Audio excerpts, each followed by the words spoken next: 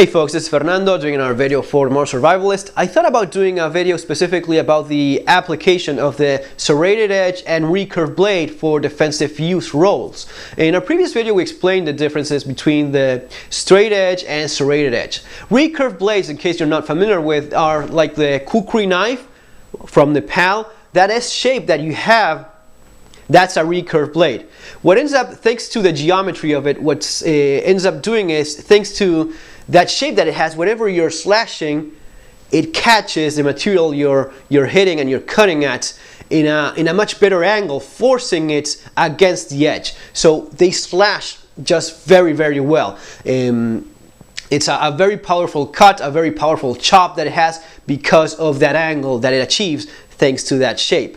The same thing happens with folding knives, like the cold steel Vaquero that I often recommend. That S shape achieves the same things in a different scale, of course, but you have the same thing going on. Whenever you're slashing at, it's getting caught within that curve, like a hook blade, like a karambit, whatever forward curvature blade you're talking about, it achieves the same thing. Now, this is in many ways similar to what ends up happening at a different scale with the serrations themselves. Those little serrations, the geometry and physics involved are pretty much the same. So you have it in a smaller scale on the serrations themselves, those little curves, and you have it in a larger scale in the shape of the blade itself. You're slashing, it catches very, very well.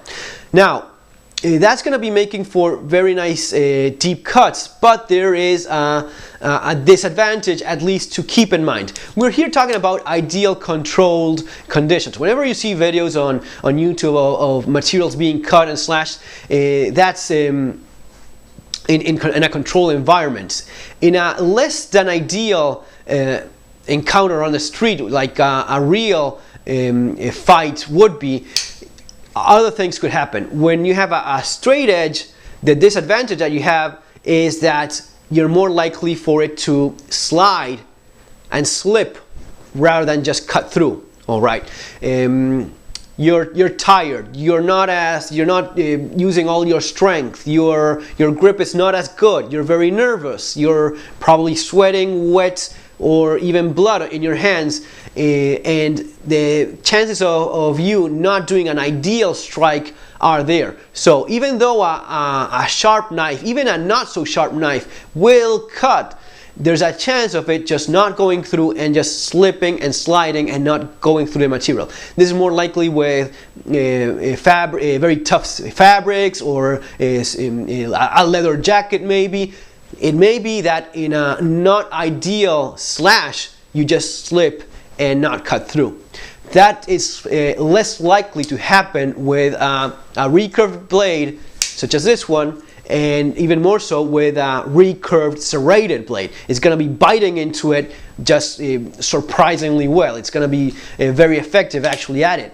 Your chances of it sliding and not cutting, even with a smaller knife, are significantly lower.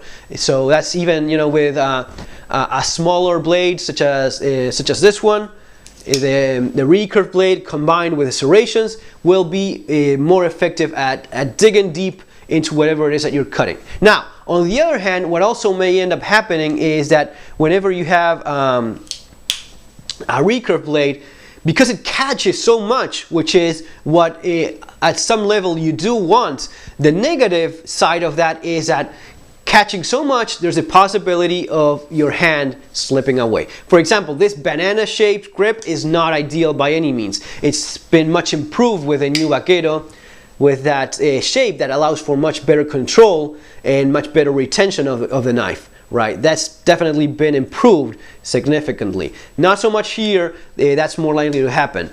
Again, you're tired, your grip is not as strong, and maybe you have blood, which is very likely if you're caught somehow in a knife fight, or you're fighting for your life with someone else.